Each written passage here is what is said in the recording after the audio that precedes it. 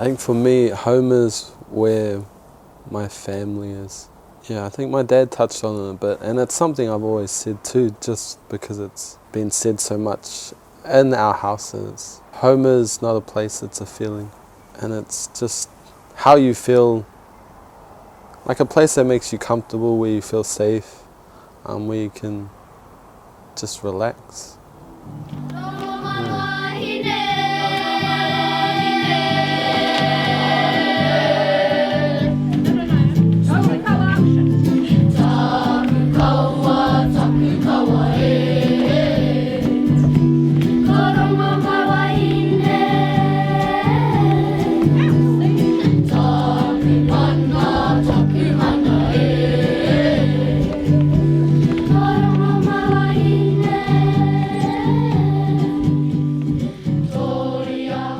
Whenever I come home, especially if we're coming out from anywhere up north, that Estelle, it's called, where got badly affected, that was like the sign that I was home, and it was always nice passing through there and just knowing I'm on like that final stretch, and that I'm home. But now going through it, it's a sad sight to see. So it's nothing.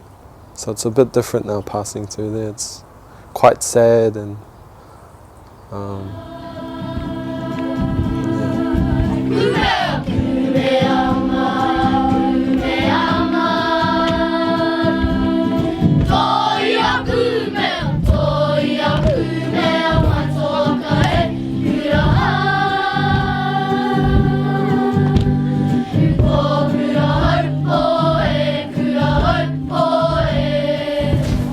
Kia ora, ia kona Suede Sadler tōku ingoa, no ngā pui ahau.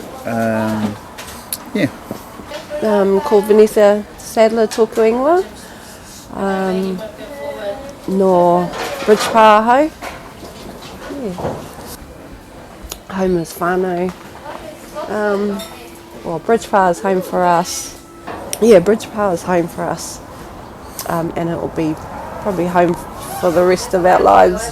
We brought out all our kids up there.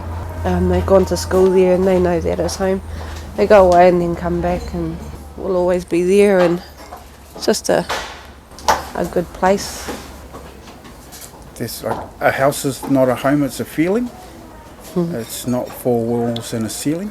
That's a song. Yeah.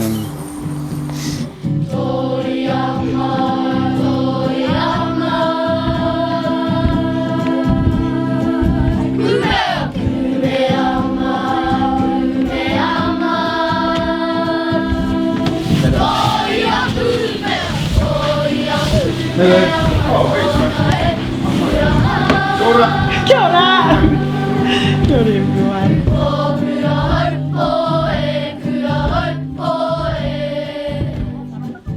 Like when we get together as a whānau, we've got, some of the things that they do is they'll do the hanging. Other people will do something else. We're going to do the hunting. We'll do the. But then turn into the last thing is a connection between people, places, practices, but then it then gives pūrākau. Like the stories about the times that you were with those people at those places and the things that you did. And that what actually connects people to a place. It's not just a place, but it's a people. It's the practices, the things you're doing, and the stories that come from it, which creates a whakapapa. True. And that's how important it is for us. Well, especially for our kids to know that this will never go to anyone else. If anything, it'll be whānau.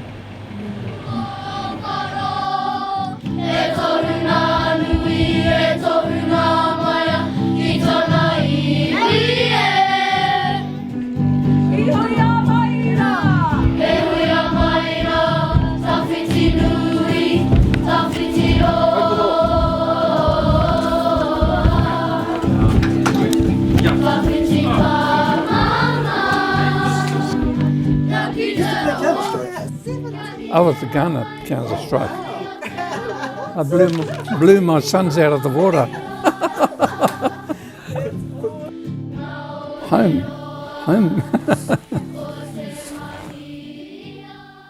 Well, home, the old saying, home is where the heart is. I got 47 boys and 12 great-grandchildren from 10 children. That's home. But they're all spread out now. Like he's in Auckland, he's got some cousins in Hawaii, a couple in the Gold Coast, but most of them are all home here. It's about creating a place where you feel loved and where you feel wanted.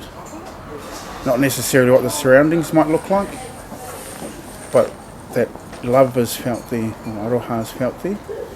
So for us, home is not necessarily where we are, but what we create in that space.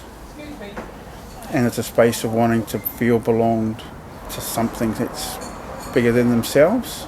Yeah, home for us is I suppose, like the definition of whānau. It's a space, it's a feeling that you want to be a part of, where you feel loved and you want to give love to. Right? He knows what whānau is, and he doesn't like missing out, eh? Well, he's the only one of our 8 children that doesn't live here in Hawke's Bay with us. He's the only one. So of our 8 children, they're all within 5 minutes of us driving to each other's homes. And so certainly when we do have whānau things, we do miss him being around, and everybody misses him being around. Like we have whānau, what we call them family home evenings every week, every Sunday, and everyone comes, all our 8 children and moko, and always acknowledging that we miss him because he's not there with us. Our mokos, we have a photo of him at home, and she'll go up and kiss him when she comes over. And although she doesn't see him much, it's like he's her favourite uncle. Yeah, that's the joy of having, FaceTime and Messenger. We have a family page. Well, what's it called? The Best Kids. So we often ring in, and we're all on a call for whatever reason. So we know he's just a push of a button away, and we can see his face, and yeah. I suppose it's just the practices that you do as whānau together, and things like karakia in the morning as a whānau, karakia in the evening as a whānau. As busy and as many of us as there were in our whare growing up with 8 children, and other whānui too living with us at times, it was always really important for us to have kai together. Actually, the tipu that we sat at last night, we've had that table for 30 years, and those 8 chairs, and the kōrero and the hui and the kai that we've had at that table for 30 years is kind of as a piece that brings us together. And so things like karakia and kai, those are 2 really important practices, I think, that help us come together as a whānau. But we can do something every day together that brings us together, that gets us focused on a particular kaupapa. Then that's why it's important for us, even though all our children don't live with us, still every Sunday 4 o'clock everyone comes home, and then there's the times that we miss Suede because he's not there with us. What was the first computer? Macintosh? No. Yes. Big clunky keyboard? It was a Commodore 64. Commodore. That's the one. That was the first one out. And I bought one for Tatiana, my eldest daughter. I said, if you can, because you get this formula that you got to actually enter, squats, dots, squiggles and whatever, and it's 1 page. I said, you finish that, I'll buy it for you. She never finished it. So I finished it. And all it was just a big explosion at the end, I said, man, it was so simple. Why didn't you get into it? But she couldn't get into it till years and years later. But I saw that being in every house, like the video recorder. That was something. Yep, this is another one going to be in everyone's house. Yeah. So They're like the first digital camera. I remember you used to carry that around. That's still here somewhere. I'd seen it last time I came here. It's on the shelf over there. Yeah. The floppy disk one, yeah. So what were your thoughts when you found out Suede was doing IT? Well, I said, cool. Because there's not much here. I mean,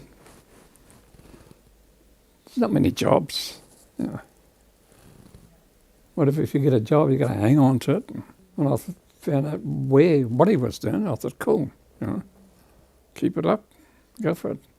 Well, he's found a passion. That's the thing. Once you get your passion, boom. My passion was music. I'm still buzzing out that you used to play Counter-Strike. Well, I had my PA system hooked up to my computer. And my next door neighbour was coming over. What's going on? Nothing. Why? What's all that gunfire? I said, that's my game. Do you have to have it loud? I said, well, it's more realistic when you... Well, there was one program that I come across. You could talk. And I was talking to people from all over the world back then, from Winnipeg. I had a couple of friends over there. And then in the UK, which is sort of wow, you know, back then. To be able to talk to someone on your computer. It was a bit of a buzz. Yeah. Now it's no biggie. Yeah. Zoom. Yeah, yeah. I think I was the oldest ever You might have been. playing back then. Yeah. Booker T. Oh, hey. Yeah. That, Tag. yeah, that was my tag. And a lot of them referred to the wrestlers and no. Booker T and the MGs, you know. Well, I've had an interesting life.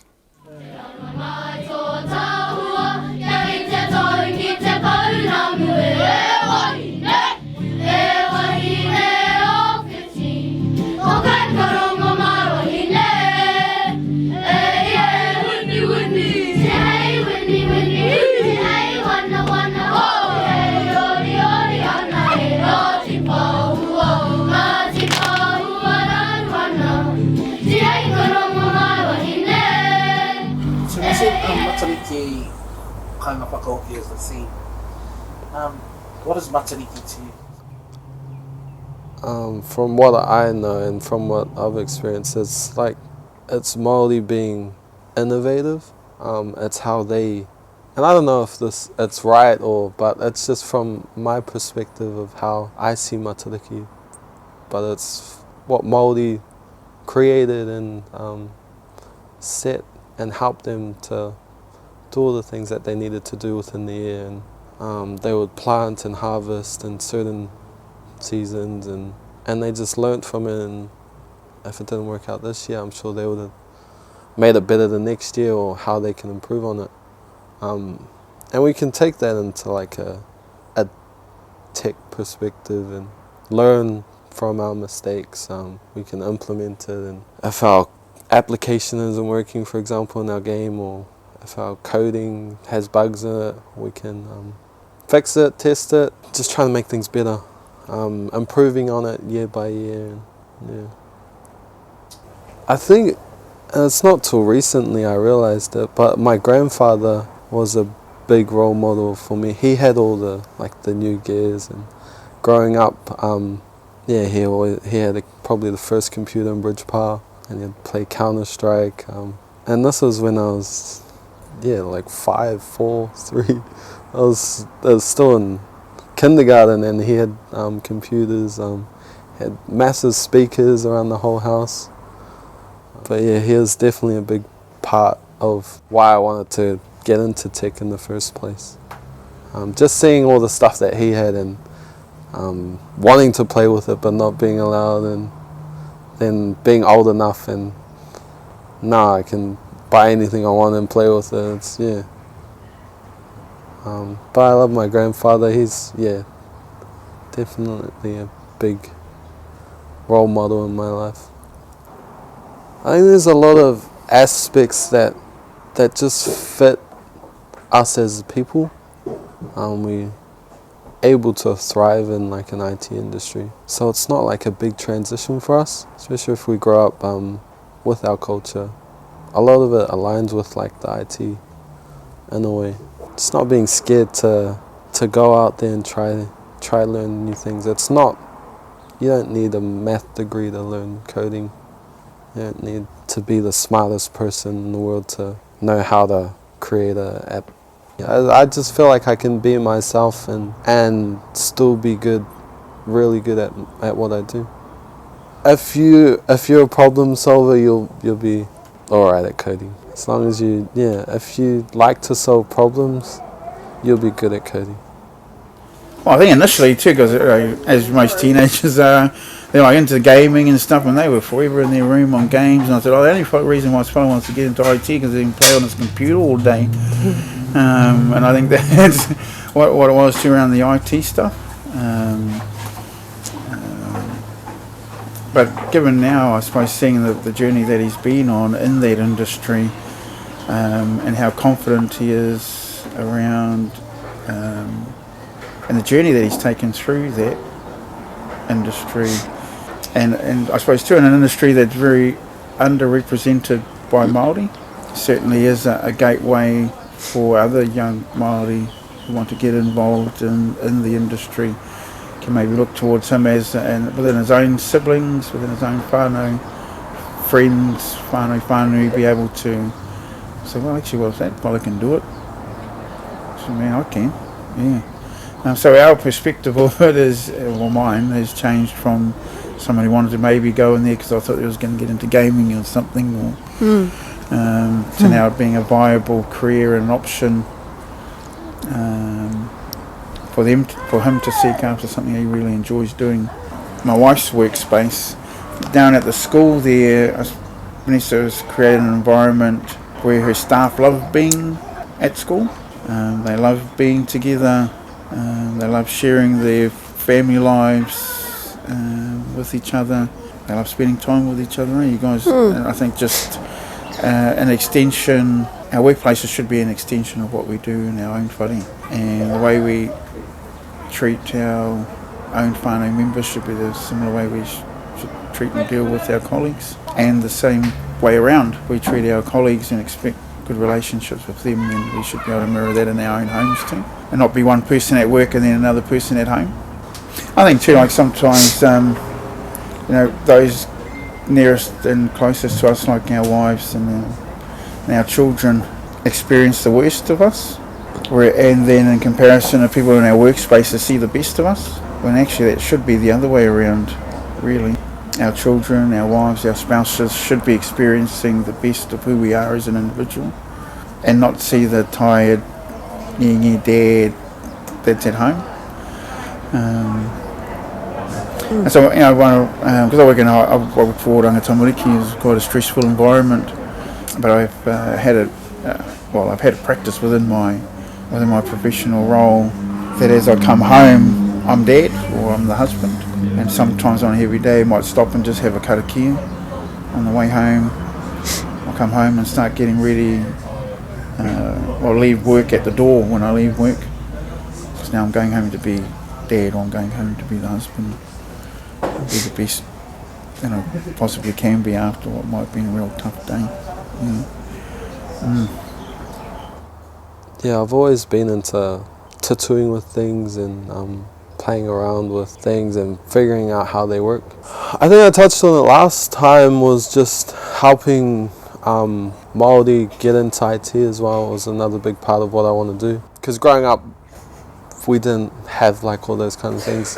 And there's no kind of built-in pathway for young Māori to jump into IT stuff when I was younger. So ultimately a goal of mine is to help anyone, but in particular young Māori, into pathways and show them that this is a career and that they can be successful in it.